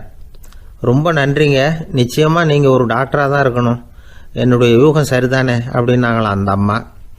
அதுக்கு அவர், இல்லைங்க, நான் ஒரு இன்கம் டேக்ஸ் ஆஃபீஸர், வருமான வரி அதிகாரி அப்படின்னு சொல்லிவிட்டு போனாராம். ஒரு ஆள் இருந்தார், விலங்குகள் பேரில் அவருக்கு ரொம்பவும் பிரியம். அதனால் தன்னுடைய வீட்டில் ஒரு நாயை வளர்த்தார். அதே மாதிரி கழுதையையும் வளர்த்தார். அந்த கழுதை அவர் வீட்டு கொல்லை பக்கத்தில் நின்றுக்கிட்டு இருக்கும். ஏதாவது பொதி சுமக்கிற வேலை இருந்ததுன்னா அதை கவனிச்சிக்கும். அந்த நாய் வீட்டுக்குள்ளே இருக்கும். நாய்க்கு அந்த வீட்டில் ராஜ உபசாரம் தான். அதுக்கு அந்த வீட்டில் ஏகப்பட்ட மரியாதை. குளிக்கிறதுக்கு தனியாக சோப்பு, 2 வேளையும் பால், பிஸ்கட்டு, மத்தியானம் சாப்பாடு. அதுக்கு ஏதாவது உடம்பு சரியில்லைன்னா உடனே ஆஸ்பத்திரி வைத்தியம். ரொம்ப கொடுத்து வச்ச நாய். அந்த வீட்டு தலைவர் வெளியில் அப்படி நடைப்பயிற்சி போனால் கூடவே இதுவும் போகும். அவர் மட்டும் தனியாக எங்கேயாவது வெளியில் போயிட்டு வந்தால் வீட்டுக்கு வந்த உடனே அந்த நாய் அவர்கிட்ட ஓடி வரும். அப்படியே எழும்பி முன்னங்கால் 2ஐயும் அவர் தோள் மேலே போட்டுக்கும். அவர் சிரிச்சுக்கிட்டே தலையில் செல்லமாக தட்டுவார். அவர் ஈசி சேரில் சாஞ்சிக்கிட்டு டிவி பார்ப்பார், பேப்பர் படிப்பார். அப்போலாம் அந்த நாய் அவருடைய காலடியில் படுத்துக்கும். அப்போ கூட அவர் தலையை செல்லமாக தடவி கொடுப்பார். அந்த நாய் படுக்கிறதுக்குன்னே ஒரு மெத்தை, சில சமயம் அது அங்கே இருக்கிற மேஜை நாற்காலி மேலே கூட ஏறி விளையாடும், சோபாவில் ஏறி உட்காந்துக்கும். இவ்வளவு செல்வாக்காக வளர்ந்தது அந்த நாய். இதையெல்லாம் அந்த கழுதை பார்த்துக்கிட்டே இருக்குது கொல்லை பக்கத்தில் இருந்து. பார்த்துட்டு அது யோசிக்க ஆரம்பிச்சுதான், என்ன இது, இந்த வீட்டில் நாம தான் கழுதையாக உழைக்கிறோம், பொதி சுமக்கிறோம், நமக்கு ஒரு நல்ல சாப்பாடு கிடையாது, படுக்கை கிடையாது, ஒரு நாளாவது நம்ம தலையையோ முதுகையோ தடவி கொடுத்தது கிடையாது. ஆனால் அந்த நாய் இந்த வீட்டுக்காக ஒரு துரும்ப கூட அசைச்சது இல்லை. அதை போய் இந்த வீட்டில் உள்ளவங்க இப்படி தலையில் வச்சு தாங்குறாங்களே அப்படின்னு யோசிச்சுதான் அந்த கழுதை. ரொம்ப நேரம் யோசிச்சுவிட்டு அதுக்கப்புறம் ஒரு முடிவுக்கு வந்திருக்குது. சரி, இனிமேல் நாமளும் அந்த நாய் மாதிரியே நடந்து பார்ப்போம், அது மாதிரியே பிஹேவ் பண்ணுவோம், அப்போவாவது நமக்கும் அந்த மரியாதை கிடைக்குதா பார்க்கலாம் அப்படின்னு ஒரு திட்டம் போட்டுது மனசுக்குள்ள. உடனே அந்த திட்டத்தை செயல்படுத்தவும் ஆரம்பிச்சுது. அதாவது அந்த வீட்டில் அந்த நாய் என்னென்ன செய்யுதோ அதையெல்லாம் இதுவும் செய்ய ஆரம்பிச்சுட்டுது. அந்த வீட்டு எஜமான் எங்கேயோ வெளியில் சுற்றிவிட்டு ரொம்ப அசந்து போய் வீட்டுக்கு திரும்பி வந்துக்கிட்டு இருந்தான். உடனே இந்த கழுதை என்ன பண்ணுச்சு தெரியுமா, அவங்ககிட்ட ஓடி போச்சு. ஓடி போய் அந்த நாய் என்ன பண்ணுமோ அது மாதிரியே பண்ணிச்சு. அதாவது அந்த ஆள் தோள் மேலே தன்னுடைய முன்னங்கால் 2ஐயும் தூக்கி போட்டுவிடுது. அந்த ஆள் பயந்து போயிட்டான். அவனுக்கு ஒன்றும் புரியல, இது ஏன் இப்படி பண்ணுதுன்னு கொஞ்சம் ஒதுங்கி நின்னான். இது அவனை சுற்றி சுற்றி வருது, நாய் மாதிரி வாழை ஆட்டிக்கிட்டே சுற்றி சுற்றி வருது கழுதை. அவன் கிடுகிடுன்னு வீட்டுக்குள்ளே ஓடினான். இதுவும் பின்னாடியே ஓடிச்சு. அங்கே போய் நாய் மாதிரியே மேஜை நாற்காலி மேலே ஏறி குதித்து விளையாட ஆரம்பிச்சுட்டுது. சோபாவில் ஏறி உட்காருது. மேஜையில் இருந்த சாமான்லாம் கீழே விழுந்து உடையுது. கழுதை மேஜை மேலே ஏறி குதிச்சா என்னத்துக்கு ஆகும்? அந்த ஆள் பார்த்தான், சரி இந்த கழுதைக்கு என்னமோ ஆயிட்டுது அப்படின்னு முடிவு பண்ணான். ஒரு நல்ல கயிறாக பார்த்து கொண்டாந்தான். அது கால்லையும் கழுத்துலையும் கட்டினான். தரன்னு இழுத்துட்டு போனான். அடித்து கொல்லை பக்கத்தில் கட்டி போட்டுட்டான். அண்ணன் ஆகாரம் எதுவுமே கொடுக்கல, பட்னி போட்டுட்டான். இப்போ அந்த கழுதை யோசனை பண்ணி பார்க்குதான், என்ன இது, நம்ம எஜமானுக்கு இன்னைக்கு என்ன ஆயிட்டுது இப்படி? அந்த நாய் பழகிறது மாதிரி தானே நாமளும் பழகணும். ஆனால் இந்த மனுஷன் நாயை அடிக்கலை, ஆனால் நம்மளை அடிக்கிறான். இப்படி கொண்டாந்து கட்டி போட்டானே, என்ன காரணமாக இருக்கும் அப்படின்னு யோசனை பண்ண ஆரம்பிச்சுட்டு தான் அந்த கழுதை. எதுக்கு இந்த கதைன்னா, இது மாதிரியே நாம கூட சில சமயம் யோசிக்கிறது உண்டாம். இயல்புலேருந்து மாறி நடக்க ஆரம்பிச்சிட்டோம்னா பல சமயங்களில் இப்படி யோசிக்கிறது மாதிரி தான் ஆகிடும். அதனால தான் ஒரு மனுஷன் எப்படி நடந்துக்கணுமோ அப்படி நடந்துக்கிட்டாதான் நமக்கு மரியாதை. வெறி நாய் கடிச்சுட்டா மனுஷன் அது மாதிரியே ஆகிடுறான் பார்த்தீங்களா? அவனோட இயல்பு மாறி போடுது. ஒருத்தனை பார்த்து இன்னொருத்தன் கேட்டானா, வெறி நாய் ஒன்று உன்னை கடிச்சுட்டா நீ என்ன பண்ணுவே அப்படின்னு கேட்டிருக்கான். நான் உடனே பேப்பரும் பேனாவும் கேட்பேன் நானா இவன். ஏன் உயில் எழுதுறதுக்கான்னு கேட்டிருக்கான் அவன். இல்லை, நான் யாரையெல்லாம் கடிக்கணும்னு ஒரு லிஸ்ட்டு தயார் பண்ணணும்ல, அதுக்காக அப்படின்னு நானும். குடும்பத்தில் அப்படிலாம் இருந்து சமாளிக்கிறாங்க. குடும்பத்தில் ஒருத்தர் அனுசரிப்பு தன்மைங்கிறது ரொம்ப அவசியம். கணவன் மனைவின்னா அனுசரித்து போகணும்னு சொல்லுவாங்க. அதாவது ஒரு கணவன் அதுக்காக தான் அந்த காலத்துலலாம் ஒரு வீட்டுக்கு மாப்பிள்ளை தேடுறதுங்கிறது ஒரு பெரிய குடும்பத்தை நிர்வகிக்கிற அளவுக்கு ஒரு கணவனாக வரக்கூடிய எப்படி இருக்கணும் அப்படின்னா, அந்த காலத்தில் புலி வேட்டைக்கு போகணும். ஒரு பொண்ணுக்கு மாப்பிள்ளை தேடுறதுன்னா நம்ம தமிழ் பழக்கம் என்னென்னா, காட்டுக்கு போய் ஒரு புலியை வேட்டையாடிட்டு வரணும். அந்த புலி பல்லு அல்லது நகத்தை கொண்டுட்டு வரணும் அந்த இளைஞன். அதை வீட்டில் கொடுப்பான். அதை தான் கட்டி அதை இதாக கட்டுவாங்க, மாலையாக போடுவாங்க, தாலியாக கட்டுவாங்க. அதாவது வீரம் இருக்கா பையனுக்குன்னு பார்ப்பாங்க. ஒரு பொண்ணு வேணும்னா நீ முதல்ல வீட்டுக்கு பொண்ணு கேட்க போகக்கூடாது, காட்டுக்கு போகணும். போய் புலியை கொண்டு வா, அதுக்கப்புறம் தான் உனக்கு பொண்ணு அப்படின்னு சொல்லுவாங்க. இப்போவெல்லாம் ஏன் போகிறது இல்லைன்னா, இப்போலாம் ஒருத்தனை காட்டுக்கு போய் புலிப்பல் கொண்டு வரனா புலி தான் மாப்பிள்ளையாக வரும். அதனால தான் இப்போ போகிறதில்ல யாரும் காட்டுக்கு. அப்போ பெண்களும் ரொம்ப வீரமாக இருந்தாங்க. பெண்கள் மூலம் அந்த காலத்தில் எப்படின்னா, முறத்தாலேயே புலியை துரத்துவாங்களாம். நம்ம பழைய பாட்டிலெல்லாம் பார்த்துருப்பீங்க. முறத்தால் புலியை விரட்டினாங்கன்னு வரும் பழைய பாட்டை. அந்த அளவுக்கு பெண்களுக்கு வீரம். இப்போ கல்யாணம் ஆகி இந்த காலத்தில் ஒரு கணவனை விரட்டிட்டு வந்தாங்களாம் முறத்தை எடுத்துக்கிட்டு. ஒரு மனைவி அவன் பயந்துட்டு வெளில ஓடி வரான். பின்னாடி முறத்தை எடுத்துகிட்டு அந்த அம்மா ஓடி வருது. இவனை தனியாக பிடிச்சி கொண்டு போய், என்னப்பா இந்த மனைவிட்டு இப்படி பயந்து ஓடி வரையே, முறத்தால் துரத்துறா இப்படி வரையே அப்படின்னு தான் அவன் அப்படியே தடுமாறிக்கிட்டு, அதெல்லாம் ஒன்றும் இல்லை, அவன் என்னை புலியாக நினைக்கிறா அப்படின்னு ஒரு பெருமையாக சொல்லிட்டானான். அந்த காலத்தில் புலியை தான் முறத்தால் விரட்டினாங்க, இப்போ புருஷனை விரட்டுறாங்க அப்படின்னு சொல்லி. அப்படி அந்த காலத்தில் கணவனுக்கு ஒரு குடும்பத்தை நிர்வகிக்கிற திறமை இருக்கா, உடல் வலிமை தான் முக்கியம். இப்போ கூட மதுரை பக்கத்தில் ஐயாவுக்கு தெரியும், அந்த இளவட்டக்கல்லுன்னு ஒரு ஊருக்கு ஊர் எல்லையில் கிடக்கும். ஊர் எல்லையில் ஒரு பெரிய கல் கிடக்கும். அந்த ஊருக்கு பொண்ணு கேட்க போகிறவங்க அந்த கல்லை தலைக்கு மேலே தூக்கி காட்டணும். அப்படியே தூக்கி தலைக்கு மேலே வசதி கீழே போடணும். அந்த வலு இருந்தால் தான் நீங்கள் அந்த ஊருக்குள்ளேயே போகலாம், பொண்ணு கேட்குறதுக்கு போகலாம். இல்லைன்னா நீ திரும்பி போக வேண்டியதான். அந்த வலிமை இருக்கா மாப்பிள்ளைன்னு பார்க்குறாங்க. இளவட்டக்கல்லுன்னு பேர். அப்போ என்ன பண்ணாங்கன்னா, ஒரு 1000 வருஷத்துக்கு முன்னாடி அந்த கல்லை தலைக்கு மேலே தூக்கி கீழே போடுவாங்களாம். ஒரு 500 வருஷத்துக்கு முன்னாடி அப்படி கொஞ்சம் தூரம் இடுப்பு அளவுக்கு தூக்கி கீழே போட்டுக்கிட்டு இருந்துருக்குறாங்க. அதுக்கப்புறம் ஒரு 100 வருஷத்துக்கு முன்னாடியெல்லாம் அப்படி முழங்கால் அளவுக்கு அப்படி தூக்கி போட்டால் போகிறோம்னு வச்சுருந்தாங்களாம். இப்போ நான் அந்த ஊருக்கு என் கூட பழனிசாமின்னு ஒருத்தர் இருக்கார். அவர் போய், உனக்கு எப்படிப்பா இந்த ஊரில் கல்யாணம் ஆச்சு அப்படின்னா, இப்போலாம் நாங்கள் தொட்டு கும்பிட்டா போகிறோம், அதை அசைக்கிறது கூட இல்லை. அப்படி ஆகிட்டுது. ஒரு குடும்பத்தை கணவனாக வரப்போகிறவனுக்கான தகுதி அந்த காலத்தில் அப்படி இருந்துதான். அப்படி கணவன் தேர்ந்தெடுக்கிறது, குடும்பத் தலைவனை தேர்ந்தெடுக்கிறது ஒரு பெரிய காரியம். ஒரு பெரிய செல்வந்தர் போட்டி வச்சாராம். ஒரு நீச்சல் குளம், அதில் யார் வேணாலும் குதித்து அந்த பக்கம் போய் கரையேறலாம். அந்த நீச்சல் குளத்தில் விஷப்பாம்புலாம் கிடக்கு. யார் துணிஞ்சி அந்த விஷப்பாம்பு இருக்கிற குளத்தில் குதித்து அந்த பக்கம் போய் கரையேறானோ அவனுக்கு ஒரு 100 ஏக்கர் நிலம் கொடுப்பேன். அது வேண்டான்னா ஒரு 1000 ஆடு கொடுப்பேன். அதுவும் வேண்டான்னா என் பொண்ணை கொடுப்பேன் அப்படின்னு போட்டி வச்சார். அதான் மாப்பிள்ளையை தேர்ந்தெடுக்கிறதுக்கு அவர் ஒரு வழி. நீச்சல் குளத்தில் குதித்து கரையேறணும். இப்போ அந்த ஊரில் இருக்கிற இளைஞர்கள்லாம் பார்க்குறாங்க அந்த குளத்தில் குதிக்கணும்னு. ஆனால் குளத்தில் வெறும் விஷப்பாம்புலாம் கிடக்கு. இது என்ன பண்ணுறதுன்னு பார்த்தா யாருமே குதிக்கிறதுக்கு தைரியம் வரல. திடீர்னு ஒருத்தன் துணிஞ்சு குதித்தான். படபடன்னு அடிச்சுட்டு போய் அந்த பக்கம் கரையேறிட்டான். கரையேறின உடனே பரவாயில்லையே ஒரு ஆள் வந்துட்டான்னு சொல்லி அவனை அந்த இளைஞனை போய் பிடிச்சிட்டு வந்தாங்க. அந்த பெரியவர் கேட்டார், ஏப்பா இவ்வளவு பெரிய விஷப்பாம்பெல்லாம் கிடக்கிற நீச்சல் குளத்தில் நீ துணிஞ்சு குதித்து கரையேறி இருக்கிற, உனக்கு என்ன 1000 ஏக்கர் நிலம் கொடுத்துறவா, 100 ஏக்கர் நிலம் கொடுக்கவா சொல்கிறபடி அப்படின்னா, வேண்டாம் சார்ன்றான். ஓஹோ அப்படின்னா ஒரு 1000 ஆடு வேணுமா உனக்கு அப்படின்னா, அதுவும் வேண்டாம் சார். ஓ அப்படின்னா என் பொண்ணு வேணுமா அப்படின்னா, அதுவும் வேண்டாம் சாருங்கிறான். அப்புறம் எதுக்குடா குதிச்சுன்ட்டு, என்ன உனக்கு என்ன தான் வேணும் அப்படின்னு கேட்டிருக்காரு. என்னை எவன் பிடிச்சி தள்ளி விட்டவன்னு தெரியணும் அப்படின்றான். அதுக்காக அவன் பார்த்துருக்கான். அப்படி இருந்தால் தான் துணிச்சல் வரும் இந்த காலத்தில். எதுக்கு இவ்வளவு சங்கடம்லாம் வச்சாங்கன்னா, ஒரு குடும்பத்துக்கு தலைவராக வர வேண்டிய ஒரு ஆள், கணவனாக இருக்க வேண்டியவனுக்கு துணிச்சல் இருக்கா, தைரியம் இருக்கா அப்படிங்கிறது பார்க்குறதுக்காக இப்படிப்பட்ட தேர்வு முறைகள்லாம் வச்சுருந்தாங்க அந்த காலத்துலலாம். இப்போலாம் கல்யாணம் பண்ணுறது ஆளுக்கு நேரில் பார்க்காமலே கூட கல்யாணம் நடக்குது இன்டர்நெட்டில். இப்போ சர்டிஃபிகேட் கேட்குறாங்க, நோய் நொடி இல்லாமல் இருக்காரா பார். காட்டுக்கெலாம் போக வேண்டாம், நேராக ஆஸ்பத்திரிக்கு போய் ஒரு சர்டிஃபிகேட் வாங்கிட்டு வா, உனக்கு ஒன்றும் வியாதி இல்லைன்னு ப்ரூவ் பண்ணு, அதுக்கப்புறம் பார்த்துக்கலாம், மற்றதை பேசுவோம் அப்படின்னு சொல்லி அப்படி இருக்குது நிலைமை. அதனால் குடும்பத்தில் அந்த கணவனாக இருக்கிற வேண்டியவனுக்கு பொறுப்பு அதிகம். ஏன்னா எல்லாத்தையும் அனுசரித்து போக வேண்டியது அவன் தான். மனித நேயம்ங்கிறத பற்றி சொல்லுவாங்க. மனித நேயம் ஏன்னா ஒரு கணவன் கணவனாக இருக்கணும், மனைவி மனைவியாக இருக்கணும். ஒரு மனுஷன் இன்றைக்கி மனிதன் மனிதனாக இல்லை, மனித நேயம் குறைஞ்சி போச்சு. எது குடும்ப உறவுகள்லாம் ரொம்ப மாறி போச்சுன்னு சொல்ல. இப்போ நாகரிகத்தில் அப்படி தான் இருக்குது. ஒரு இதில் ஒருத்தன் என்ன பண்ணியிருக்கிறான், ஒரு சின்ன பையனை கொண்டு வந்தானா. ஒரு சின்ன பையன் பக்கத்தில் இருக்கான். ஒரு பெரியவர் கேட்டிருக்கார், யாருப்பா அந்த பையன் அப்படின்னு கேட்டிருக்கார்.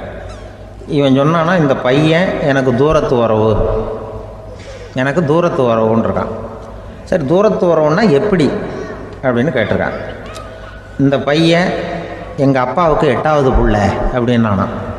கூட பிறந்தவனே அவ்வளோ தூரமாக போயிட்டான், 8வதாக பிறந்தான். அப்படி இருக்க குடும்ப உறவுகள்ங்கிறது. மனுஷனுக்கு வேல்யூ விஞ்ஞானம் எப்படி போட்டிருக்குன்னா, ஒரு மனித உடம்பில் இருக்கிற கால்சியத்தை மட்டும் தனியாக எடுத்தால் ஒரு சின்ன ரூமுக்கு வெள்ளை அடிக்கலாமா. ஒரு மனுஷ உடம்பில் இருக்கிற பாஸ்பரஸை மட்டும் தனியாக எடுத்தால் ஒரு 40 நெருப்பு குச்சி தயார் பண்ணலாம். ஒரு மனுஷ உடம்பில் இருக்கிற இந்த கொழுப்பு சத்தை மட்டும் தனியாக எடுத்தால் ஒரு 7 சோப்பு கட்டி தயார் பண்ணலாம். அதுமாதிரி ஒரு மனுஷ உடம்புல இருக்கிற இரும்பு சத்தை மட்டும் தனியாக எடுத்தால் ஒரு 2 அங்குல அணி 2 செய்யலாம். இவ்வளவுக்கும் விலை போட்டால் 42 ரூபா 50 காசு. இதுதான் மனுஷனுக்கு விஞ்ஞானம் போட்டிருக்கிற விலை. அது எப்போ அது ஒசரும்னா, அவன் மனுஷனாக இருக்கிற வரைக்கும் இருக்கிறப்ப. அதுவும் செத்து போனால் அதுவும் கிடையாது, செத்து போனால் அதுவும் குறைஞ்சிரும். மிருகங்களுக்கெல்லாம் அப்படி இல்லை, செத்ததுக்கு அப்புறம் விலை கூடும். அங்கெல்லாம் எல்லா ஊர்லேயும் பார்த்திங்கன்னா உயிர் கோழி 50 ரூபா, உரிச்ச கோழி 60 ரூபான்னு போட்டிருக்கோம். செத்ததுக்கு அப்புறம் 10 ரூபா அதிகம். மனுஷனை நீ உயிர் மனுஷன் 42 ரூபா 50 காசு, செத்ததுக்கு அப்புறம் 52 ரூபான்னா நீயே வச்சுக்கிடாது, எனக்கு இது கண்டு போட்டு. அவன் எப்போ அவனுக்கு வேல்யூ கூடும்னா, மனிதன் மனிதனாக வாழும்பொழுது தான் வேல்யூ கூடும். குடும்பத்தில் அந்த அந்த பாசத்தோடு வாழணும்னு கடவுள்கிட்ட கேட்டு சொன்னாங்களே, அதுதான். இந்த சமூகங்கிறதும் ஒரு பெரிய குடும்பம்தான். அதனால தான் இந்த நாட்டுக்குள்ள பெருமையை எல்லாரும் ஒற்றுமையாக இருந்தால் எதையும் சாதிக்கலாம்ங்கிறது தான் இந்த நாட்டுக்குள்ள பெருமை. அப்படி நிரூபித்தோம். அதனால் சமூகங்கிறதும் ஒரு குடும்பம் மாதிரி இருக்கிறது தான் பெருசு. இப்போ சில இதெல்லாம் இப்போ ஜாதி மத வேறுபாடெல்லாம் நம்முடைய முன்னேற்றத்தை தடுக்கும். விலங்குகள் நம்மளை விட மேலானது. அதான் ஒரு ஊரில் ஒரு சிவன் கோயில் இருந்து தான். சிவன் கோயிலில் அந்த புறாவெல்லாம் வளர்ந்துக்கிட்டு இருந்திருக்கு. அந்த மாடத்தில், சிவன் கோயில் மாடத்தில் புறாவெல்லாம் குடியிருந்திருக்கு. உடனே அதுக்கு கும்பாபிஷேகம் பண்ணுறதுக்காக ஊரில் திட்டம் போட்டாங்க. சிவன் கோயிலுக்கு வெள்ளடிக்க ஆரம்பித்தாங்க. வர்ணம் பூச ஆரம்பித்ததும் அதுக்கு சாரம் கட்டுவாங்கள்ல, இந்த குச்சியெல்லாம் வச்சு சாரம் கட்டுவாங்க. உடனே இந்த புறாவெல்லாம் என்ன பண்ணிச்சான், இனிமேல் நம்ம இங்கே வெள்ளை அடிக்கிறாங்க, கும்பாபிஷேகம் வருது, நம்ம இங்கே குடியிருக்க முடியாது, எதிர்த்தாப்புல எங்கே போகலான்னு பார்த்துருக்கு. இந்த உயரம் கோபுரத்தில் இருந்த புறாவெல்லாம் எதிர்த்தாப்புல ஒரு மாதா கோயில் இருந்திருக்கு, சர்ச்சு. அங்கே சில மாடங்களில் புறாவெல்லாம் இருக்குது, சில மாடம் இருக்குது. உடனே நம்மளாம் அங்கே போடும் கொஞ்சம் காலத்துக்குன்னு எல்லாம் புறப்பட்டு இந்த மாதா கோயிலுக்கு போயிடுது. அங்கே போனால் அங்கே இருக்கிற புறாவோடு சேர்ந்து இதுவும் குடியிருந்துட்டுருக்கு. கொஞ்ச நாள் என்னாச்சு, அங்கே கிறிஸ்மஸ் வந்துட்டுது. கிறிஸ்மஸ் வந்ததும் சரி இங்கேயும் வெள்ளடிக்க ஆரம்பிக்கிறாங்க. நம்ம மறுபடியும் எங்கடா போகிறதுன்னு பார்த்தா, அங்கே இருக்கிற புறாவோட சேர்ந்து இதுவும் சேர்ந்து நேராக ஒரு பள்ளிவாசல் இருந்தது. எதுக்கு அங்கே இருக்கிற மாடத்தில் போய் அங்கே குடியேறிட்டுது எல்லாம். அங்கே போனால் அங்கே ரமலான் மாதம் ரம்ஜானுக்காக அதையும் புதுப்பிக்க ஆரம்பித்தாங்க. இது என்ன பண்ணுறதுன்னு சொல்லி இந்த 3 செட்டு புறாவும் சேர்ந்து என்ன பண்ணிச்சு, எங்கே போகலான்னு பார்த்தா மறுபடியும் அதுக்குள்ளே இந்த சிவன் கோயிலில் கும்பாபிஷேகம் முடிஞ்சு போச்சான். முடிஞ்சிருக்கு, அங்கே போடுவோம் எல்லாருன்னு சொல்லி எல்லா புறாவும் அந்த சிவன் கோயிலுக்கு வந்துட்டுது. அங்கே போய் மாடத்தில் அதை குடியிருந்துட்டுது. அப்போ திடீர்னு ஒரு நாள் பார்த்தா ஒரே கலவரம் பூமியில் எல்லாம் ஒருத்தனை அருவாளை தூக்கிட்டு நிற்கிறான், குச்சி எடுத்தோம், ஒருத்தனை சுட்டுக்கிறான். ஒரே கலவரம், சத்தம், ஒரே மத கலவரம் வந்துட்டுது ஊரில். அப்போது புறாவெல்லாம் மாடத்தில் இருந்துக்கிட்டு ஒரு குஞ்சு புறா அவங்க அம்மாட்ட கேட்டு தான், இது என்ன, இந்த மனுஷனுக்கு என்னாச்சு, இந்த மனுஷனுக்கு என்னாச்சு, அவன் கத்தியை தூக்கிட்டு நிற்கிறானே அப்படின்னு கேட்டு தான். ஒரு குஞ்சு புறா அவங்க அம்மாட்ட கேட்டு தான். அம்மா புறா இப்போ அந்த புறா சொல்லித்தான், மனுஷனுக்கு இப்போ மதம் பிடிச்சிருக்கு, அதான் கத்தியை தூக்கிட்டு நிற்கிறான் அப்படின்ட்டுருக்கு. இப்போ நமக்கெல்லாம் பிடிக்கலையே அப்படின்னு தான். அப்போ அந்த புறா சொல்லிச்சான், அந்த பாருமா, நாம் வந்து இந்த சிவன் கோயிலில் இருந்தாலும் நமக்கு புறான்னு தான் பேர், இந்த மாதா கோயிலுக்கு போனாலும் நமக்கு புறான்னு தான் பேர், பள்ளிவாசலுக்கு போனாலும் நமக்கு புறான்னு தான் பேர். அந்த மனுஷன் அப்படி இல்லை. அவன் இங்கே இருக்கிற வரைக்கும் இந்துன்னு சொல்லுவான், அங்கே மாதா கோயில் இருந்தான்னா கிறிஸ்தவன்னு சொல்லுவான், பள்ளிவாசலில் இருந்தான்னா முஸ்லீம்னு சொல்லுவான். அப்போ இப்போ குஞ்சு புறா அது என்ன இப்படி பண்ணுறாங்க மனுஷங்க, இப்போ அவங்கள விட நம்ம வசதி போல் இருக்க, நம்ம தேவலாம் போல் இருக்க அப்படின்னு தான் அந்த குஞ்சு புறா. அப்போ அந்த தாய் புறா சொல்லித்தான், உண்மை தான், அதனால தான் நம்ம மேலான இடத்துல இருக்கிறோம், அவன் கீழே நிற்கிறான் என்னமோ அப்படின்னு சொல்லித்தான். இதுதான் அந்த குடும்பம்ங்கிறது, சமுதாயம்ங்கிறது ஒரு பெரிய குடும்பம். அது இந்த புறாக்கிட்டேருந்து மனுஷன் கற்றுக்க வேண்டியிருக்கு. அப்படி இருக்குது இன்றைக்கி மனுஷனுடைய நிலைமை. அதை வந்து புரிஞ்சுக்கணும். அப்படி தான் ஒவ்வொரு இதுலேயும் நாம் வந்து நடந்து கொள்ள வேண்டியிருக்குது. மிருகங்கள்கிட்டேருந்து கற்றுக்கிற வாய்ப்பெல்லாம் இருக்குது. அப்படி சொல்லுவாங்க, பிள்ளைகளை பற்றி சொல்லுவாங்க. ஒரு இப்போ ராமர் லட்சுமணர் கதை சொல்லுவாங்க. அதாவது ராமரும் பரதனும் பந்து விளையாடிக்கிட்டு இருந்தாங்களாம் சின்ன வயசில் பந்து விளையாடிட்டு இருந்தாங்களாம். உடனே ராமர் வந்தாராம், வந்து கோசலை அவங்க அம்மா கோசலை மடியில் சோர்ந்து போய் உட்காந்தாராம். சந்தோஷமாக வந்து உட்காந்துருக்காரு. அப்போ அந்த கோசலை அம்மா கேட்டாங்களாம், ஏன்ப்பா அப்படி இவ்வளவு சந்தோஷமாக இருக்கே, என்ன காரணம் அப்படின்னு கேட்டிருக்காரு. அப்படின்னு அந்த அம்மா கேட்டிருக்கு.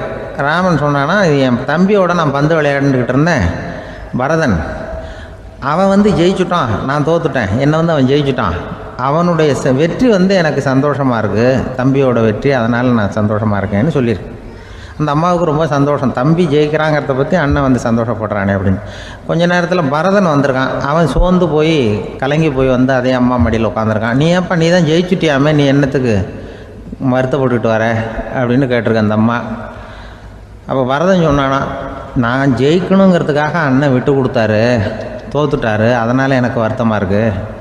உண்மையில் அவர் தான் ஜெயிச்சிருக்க வேண்டியது, எனக்காக விட்டு கொடுத்தாரு அண்ணன், அதனால் நான் வருத்தப்படுறேன்னா. அப்போ அந்த அம்மா சொல்லிச்சான், இப்படி தான் தம்பியினுடைய வெற்றி அண்ணனை சந்தோஷப்படுத்துது, அண்ணனுடைய தோல்வி வந்து தம்பியை வருத்தப்பட வைக்குது, இப்படி தான் இருக்கணும் அண்ணன் தம்பின்னா, அப்படி தான் குடும்பத்தில் இருக்கணும்னு சொல்லி அந்த அம்மா சொன்னதாக சொல்லுவாங்க ராமாயண கதை. அதே போல் இப்போ இதில் வரும், நபிகள் நாயகத்தினுடைய பேரர்கள் பாத்திமாவனுடைய பிள்ளைகள் 2 பேர், ஹசன் ஹுசைன் 2 பேர் நபிகள் நாயகத்தினுடைய பேரன்மார்கள். அன்னை பாத்திமாவனுடைய குழந்தைகள். ஹசனும் ஹுசைனும் பேசிக்கிறதே இல்லையா கொஞ்ச நாள். இந்த அம்மாவுக்கு அதை பார்க்குறாங்க, ஏதோ அண்ணன் தம்பிக்குள்ளே ஏதோ தகராறு போல் இருக்கு, ஏன் பேசிக்க மாட்டேங்கிறாங்க அப்படின்னு சொல்லி அந்த பிள்ளைகளை கூப்பிட்டு வச்சு அந்த அம்மா புத்தி சொல்லிச்சான்.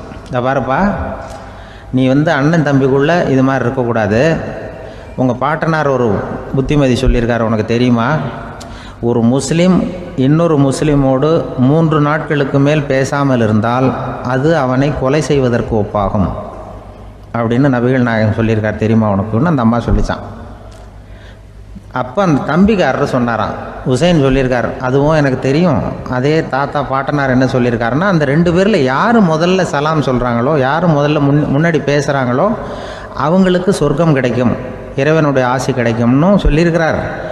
அந்த ஆசி அண்ணனுக்கு கிடைக்கட்டுமேங்கிறதுக்காக நான் பேசாமல் இருக்கிறேன் அப்படின்னா. அந்த ராமனும் பரதனும் எப்படி இருந்தாங்களோ அப்படி தான் ஹசனும் ஹுசைனும் இருந்திருக்கிறார்கள். அந்த பாசம்தான் குடும்பத்தில் வேணும்.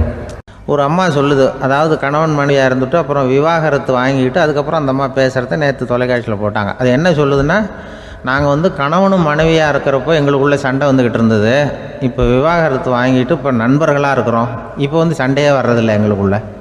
அப்படி பாருங்கள், கணவன் மனைவியாக இருந்தப்போ சண்டை வந்து தான், விவாகரத்து வாங்கினது மறுபடியும் நாங்கள் நல்லபடியாக தான் இருக்கிறோம், ஒன்றும் எங்களுக்கு சண்டை வரல, அப்படி இருக்குது இப்போ காலம் போய்கிட்டு இருக்கு. நேற்று அப்படி ஒரு இது என் கூட வேலை பார்க்குறப்போ ஒரு அம்மா இருந்தாங்க, அவங்க எப்போதும் அவங்க வீட்டுக்காரர் படத்தையே வச்சுருப்பாங்க, கையில் பத்திரமா வச்சுருப்பாங்க, அவ்வளவு மரியாதை மதிப்புன்னு சொல்லி நாங்கள்லாம் அவங்கள பெருசாக நினைப்போம்.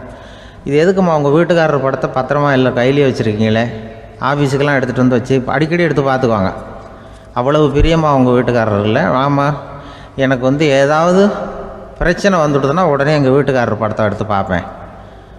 பரவாயில்லையே இப்படி ஒரு இதாக, ஆமாம் இதை பார்த்துட்டு நினச்சிக்குவேன், இதை விட பிரச்சனை வேறு என்ன இருந்துட போகுது உலகத்தில் அப்படின்னு நினச்சிக்குவேன், உடனே எனக்கு எல்லாம் போயிடும் அப்படின்ட்டு தான். அப்படி ஒரு அம்மா இருந்தாங்க, இப்போவும் இருக்காங்க, வேலை பார்த்துக்கிட்டு இருக்காங்க. அப்படிலாம் இங்கே இருக்கிற தாய்மார்கள் பெண்கள் யாராவது அப்படி கூட பண்ணலாம். எப்போதுமே உங்கள் வீட்டுக்காரர் படத்தை கையில் வச்சுக்கோங்க. அது ஒரு யோசனை, குடும்பம் குதூகலமாக இருக்கிறதுக்கு அது ஒரு யோசனை. அதே மாதிரி இவங்களும் அவங்க படத்தை வச்சுக்கலாம்.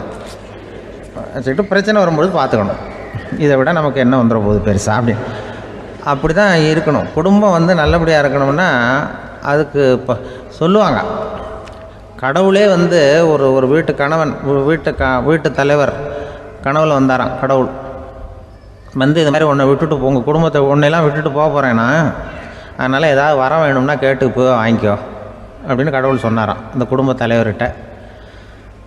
அவருக்கு என்ன கேட்குறதுன்னு புரியல. கடவுள் விட்டுட்டு போகிறேங்கிறார், ஏதாவது வரம் கேட்டுக்கோ அப்படின்னு நம்ம என்ன பண்ணுறது, என்ன கேட்குறதுன்னு ஒன்றும் புரியல. குழம்பிக்கிட்டு இருந்தான் அந்த ஆள் கனவில். இப்போ கடவுள் சொன்னாரா, சரி நீ ரொம்ப குழப்பமாக இருக்க, நாளைக்கு மறுபடியும் உன் கனவில் வரேன், அதுக்குள்ளே நீ முடிவு பண்ணி வை, உனக்கு என்ன வரம் வேணுமோ கேட்டு வாங்கிக்கோ, உனக்கு வரம் கொடுத்துட்டு நான் போயிடுறேன், உன்னை விட்டுட்டு போகிறதா நான் முடிவு பண்ணிட்டேன் அப்படின்ட்டுருக்கார் கடவுள். சரி ஒரு நாள் அவகாசம் கொடுங்க, நாளைக்கு நான் அதுக்குள்ளே முடிவு பண்ணி வைக்கிறேன்ட்டு அவர் வந்தார். மறுநாள் முழிச்சுக்கிட்டு மனைவி மகன் மக்கள் எல்லோரையும் கூப்பிட்டார், குடும்பத்தில் எல்லாரையும். இப்படி வாங்க, இது மாதிரி நேற்று கனவுல வந்தார் கடவுள், நம்மளை விட்டுட்டு போக போகிறாராம், என்ன வரம் வேணும்னு கேட்டு வாங்கிங்கோ அப்படின்னு போய் சொல்லிட்டார். என்ன கேட்குறதுன்னா அப்படின்னு அந்த கணவன் கேட்குறான். இந்த மனைவி சொல்கிறாங்க, என் உடம்பு பூரா நகையாக இருக்கணும் அப்படின்னு கேள் அப்படின்ட்டுருக்கு.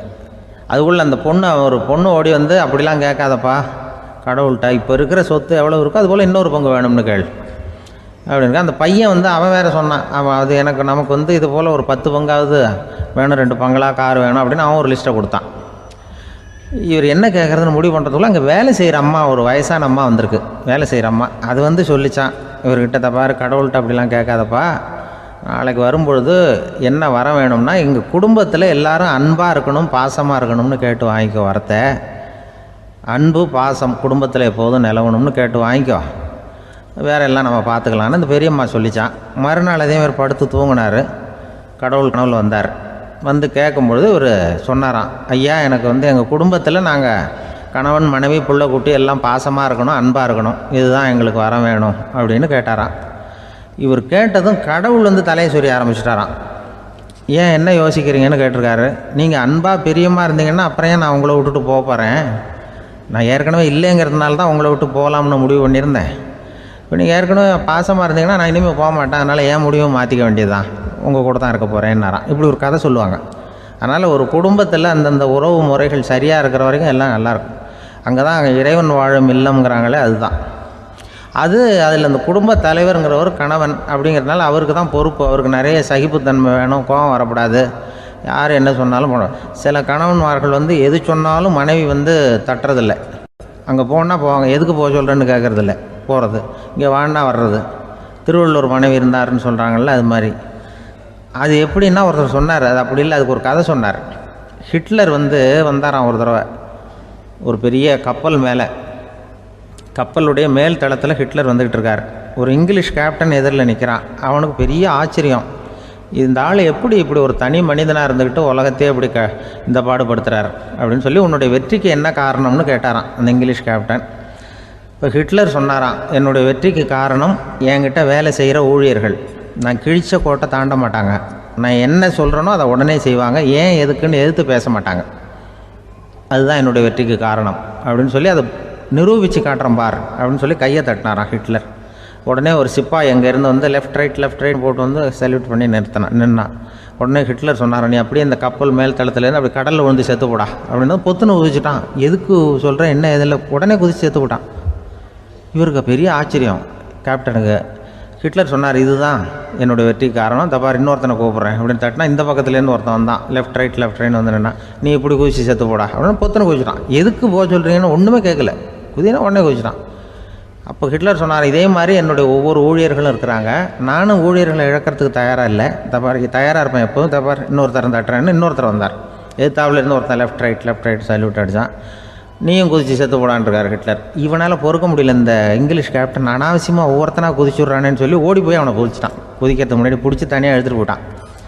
தனியாக எடுத்துகிட்டு போய் அந்த சிப்பாய்கிட்ட கேட்டாரான் அந்த இங்கிலீஷ் கேப்டன், ஏன்ப்பா அந்த ஆள் குதிக்க சொல்கிறான்னா நீ ஏன் எதுக்குன்னு கேட்குறது இல்லையா, உடனே குதித்து செத்து போகிறீங்களே, இதெல்லாம் என்ன அநியாயம் அப்படின்ட்டுருக்கான் அந்த இங்கிலீஷ் கேப்டன். கையை பிடிச்சிக்கிட்டு. உடனே அந்த சிப்பாய்க்கு கோவம் வந்துட்டு தான், உடையா கையை, இவன்ட்ட வேலை பார்க்குறத விட உழுந்து செத்து போகலான்னு நான் கொதிக்கிறான்.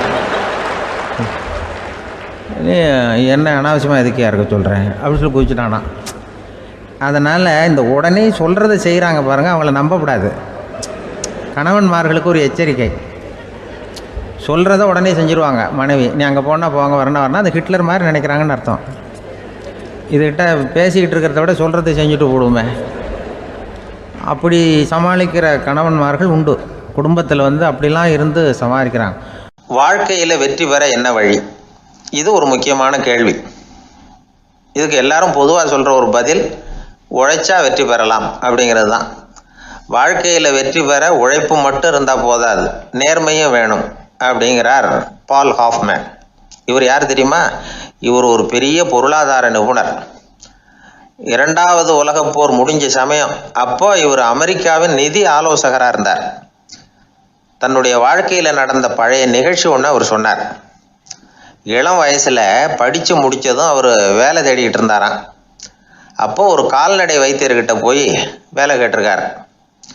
இவர் அங்கே போன சமயத்தில் அந்த டாக்டர் தன்னுடைய பழைய கார் ஒன்றை விற்பனை செய்யறதுக்காக வேற ஒருத்தர்கிட்ட பேரம் பேசிக்கிட்டு இருந்தார்.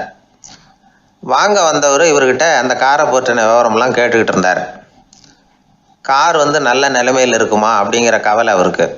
எல்லா விவரங்களையும் கேட்டுக்கிட்டு அவர் கடைசியாக சொன்னார், டாக்டர், இந்த காரை நீங்களே என்னுடைய ஊருக்கு ஓட்டிகிட்டு வர வேண்டியது. கார் எந்த ரிப்பேரும் ஆகாமல் என்னுடைய ஊருக்கு சேர்ந்துட்டுதுன்னா அங்கேயே நான் பணம் கொடுத்து இந்த காரை வாங்கிக்கிறேன் அப்படின்னார். நம்ம கார் அவ்வளோ தூரத்துக்கு வழியில் எந்த கோளாறும் இல்லாமல் போய் சேருமா அப்படிங்கிற சந்தேகம் டாக்டருக்கு. அவர் என்ன செஞ்சார் தெரியுமா? தன்கிட்ட வேலை கேட்டு வந்திருந்த இளைஞர் பால் ஹாஃப்மேனை கூப்பிட்டார். அவர்கிட்ட சொன்னார், இதை பாருப்பா, இந்த காரை நீ அவருடைய ஊர் வரைக்கும் நல்லபடியாக ஓட்டிகிட்டு போய் சேர்த்துட்டீன்னா உனக்கு நான் வேலை கொடுத்து விட்றேன். அது மட்டும் இல்லை, காரு விற்கிற தொகையில் கமிஷனும் கொடுக்குறேன், என்ன சம்மதமா அப்படின்னு கேட்டார். ஹாஃப்மேன் யோசனை பண்ணார். அதுக்கப்புறம் சரின்னு சொல்லி சம்மதிச்சார். கொஞ்ச நேரத்தில் அவரும் கார் வாங்க வந்தவரும் புறப்பட்டாங்க. இவர் ரொம்ப சிரமப்பட்டு வழியில் எங்கேயும் நிறுத்தாமல் காரை ரொம்ப சாமர்த்தியமாக ஓட்டிகிட்டு போய் சேர்த்துட்டார். இவரை அழைச்சிக்கிட்டு வீட்டுக்குள்ளே போனார். அப்புறம் கேட்டார், இதை பாருப்பா, இப்போ சொல்லு, இந்த காரோட நிலைமை இப்போ எப்படி இருக்குது? உண்மையிலேயே இது நல்ல நிலைமையில் இருக்குதா? உன்னுடைய மனசாட்சிப்படி பதில் சொல் அப்படின்னார். இவரும் உடனே காரு நல்ல நிலைமையில தான் இருக்குது அப்படின்னு சொல்கிறதுக்கு வாயை திறந்தார். அதுக்குள்ளே பார்வை எதிரில் உள்ள சுவர் மேலே பட்டுது. அங்கே இயேசுநாதர் படம் ஒன்று மாட்டியிருந்தாங்க. அதுக்கு அடியில் எழுதியிருந்த வாசகம் என்னன்னா, நீ பேசும் ஒவ்வொரு வார்த்தையையும் இயேசு கவனித்து கொண்டிருக்கிறார் அப்படின்னு இருந்தது. அந்த வரிகளை பார்த்தார். உடனே காரு சரியில்லை அப்படிங்கிற உண்மையை சொல்லிவிட்டார். இவர் இப்படி சொன்னதும் இவரை ரொம்ப ஆச்சரியமாக பார்த்தார். இவர்கிட்ட இருந்த நேர்மை அவரை சிந்திக்க வச்சது. உன்னுடைய நேர்மையை பாராட்டுறேன், உனக்கு கமிஷன் கிடைக்கணுங்கிறதுக்காகவே நான் இந்த காரை வாங்கிக்கிறேன்னார். இப்போ அவர் திகைச்சு போய் நின்னார். மறுபடியும் அவர் சொன்னார், நீ காரை ஓட்டிகிட்டு வரும்பொழுதே உன்னுடைய திறமையை பார்த்தேன், உனக்கு விருப்பம் இருந்தால் நீ என்கிட்டயே வேலைக்கு சேர்ந்து விடலாம் அப்படின்னார். பால் ஹாஃப்மேன் அவர்கிட்ட வேலைக்கு சேர்ந்தார். படிப்படியாக முன்னேறினார். கடைசியில் பார்த்தீங்கன்னா அமெரிக்காவினுடைய நிதி ஆலோசகராக ஆனார். அதுக்கப்புறம் அவர் அந்த பழைய சம்பவத்தை எப்பவும் மறக்கிறதில்ல, அடிக்கடி சொல்கிறது உண்டு. அதனால் இதிலேருந்து நாம் தெரிஞ்சுக்க வேண்டியது என்னென்னா, வாழ்க்கையில் முன்னுக்கு வரணும்னா உழைப்பு மட்டும் போதாது, நேர்மையும் வேணும். ஆனால் இந்த காலத்தில் சிலருடைய நேர்மை நமக்கு ஆச்சரியமாக கூட இருக்கும். ஒருத்தர் புஸ்தக கடை வச்சுருந்தார். ரொம்ப நேரமாக தேடி ஒரு புத்தகத்தை கையில் எடுத்தார். அதுக்கு பில் போட சொன்னார். அந்த புத்தக கடைக்கு வந்த இன்னொருத்தர் பில் போடுறவர், சார், இந்த புத்தகம் மகா அறுவை, மகா மட்டம், இது வேணாம், உங்களுக்கு வேற ஏதாவது ஒன்று பாருங்கன்னார். புத்தக கடை வச்சிருக்கிறவரே இப்படி சொன்னார். வாங்க வந்தவர் இவர் ஆச்சரியமாக பார்த்தார். உங்கள் நேர்மையை பாராட்டுறேன், அது சரி, இந்த புத்தகத்தை ஏற்கனவே நீங்கள் படித்து பார்த்துட்டீங்களான்னு கேட்டார். அதை படித்து வேற பார்க்கணுமான்னார். அப்புறம் எப்படி இது மகாமட்டம்னு சொல்கிறீங்க அப்படின்னார். அதை எழுதினவனே நான் தான் சார் அப்படின்னார் அவர். இது ஒரு விதமான நேர்மையை ஒத்துக்கிறது. எப்படி இருந்தாலும் வாழ்க்கையில் உழைப்பும் நேர்மையும் உயர்வதற்கு வழிகள். உழைப்பை விட நேர்மை முக்கியம் அப்படிங்கிறத புரிந்து கொண்டால் வாழ்க்கையில் வெற்றி நிச்சயம். ஒரு பூங்கா, அங்கே ஒருத்தர் நின்றுட்டு இருக்கிறார். நின்றுக்கிட்டே ஏதோ ஆழ்ந்த யோசனையில் இருக்கிறார். அந்த பக்கமாக இன்னொருத்தர் வந்தார். இவரை கவனிச்சார். என்ன யோசனைன்னு கேட்டார். எப்படி எழுந்திருக்கிறதுன்னு யோசனை பண்ணிகிட்டு இருக்கிறேன்னார் அவர். கேட்டவருக்கு ஒரு மாதிரி ஆயிட்டுது. ஏற்கனவே நின்றுக்கிட்டு இருக்கிற ஒருத்தர் எப்படி எழுந்திரிச்சு நிற்கிறதுன்னு யோசிக்கிறாருன்னா அது ஆச்சரியம் தானே. அதுக்கப்புறம் இவர் யோசிக்க ஆரம்பித்தார், என்ன இவர் இப்படி பேசுகிறாரு அப்படின்னு. கீழே விழுந்தால் தானே எழுந்திரிச்சு நிற்க முடியும். அதனால் எழுந்திரிக்கணும்னு நினைக்கிறவங்க முதல்ல கீழே விழணும். இவர் முதல்ல கீழே விழணும், அதுக்கப்புறம் தான் எழுந்திருக்கிறது எப்படின்னு சிந்திக்க முடியும். இந்த உலகத்தில் எல்லாருமே கீழே விழுந்து எழுந்தவர்கள் தான். இப்போ இந்த குழந்தை பருவத்தில் கீழே விழாமல் நடைபயில கற்றுக்கிட்டவங்க யாராவது உண்டா? சின்ன வயசில் ஒரு தடவை கூட கீழே விழலை சார், அப்படியே பிறந்தார் வளர்ந்தார் பெரியவர் ஆயிட்டார் அப்படின்னு யாரையும் சொல்ல முடியாது. அதனால் மனுஷங்கிறவன் விழுந்து புரண்டு எழுந்து தான் நடக்க கற்றுக்கிறான். ஒரு உண்மையை நாம் எல்லாரும் புரிஞ்சுக்கணும். இந்த உலகத்தில் தவறு செய்யாத மனிதர்களே யாரும் கிடையாது. அப்படி இருக்கிறப்போ எப்போதாவது நாம் தவறு பண்ணிவிட்டோம்னா அதுக்காக மனசு உடஞ்சி போயிடக்கூடாது, வாழ்க்கையில் வெறுப்பு வந்துடக்கூடாது. ஒரு தவறு நடந்துவிட்டுதா அதுக்காக மனசு உடஞ்சி போடாதீங்க, அதை ஒரு பாடமாக எடுத்துக்கங்க. அதே தவறு மறுபடியும் நடக்காமல் வேணும்னா பார்த்துக்கலாம், அது போதும். தடைக்கல்ல படிக்கல்லாம் மாற்றிக்கணும், இதுதான் இதில் முக்கியம். ஒரு அலுவலகம், அங்கே ஒரு அதிகாரி, அவர் உயர்ந்த பதவியில் இருந்தார், சிறந்த நிர்வாகின்னு பேர் வாங்கினவர். அவர் தனக்கு கீழே வேலை செய்கிறவங்க கிட்டெல்லாம் சொல்லுவாராம், இந்த நிறுவனத்தில் நீங்கள் எத்தனை தடவை வேணும்னாலும் தவறுகள் செய்யலாம், ஆனால் ஒரே விஷயம் என்னென்னா ஒரே தவறை மறுபடியும் செய்யக்கூடாது, அது முக்கியம் அப்படிம்பாராம். இதை மேம்போக்காக பார்த்தா அவர் ஏதோ தன்னுடைய ஊழியர்களை தவறு செய்ய தூண்டுறது மாதிரி தெரியும். ஆனால் உண்மை அப்படி இல்லை.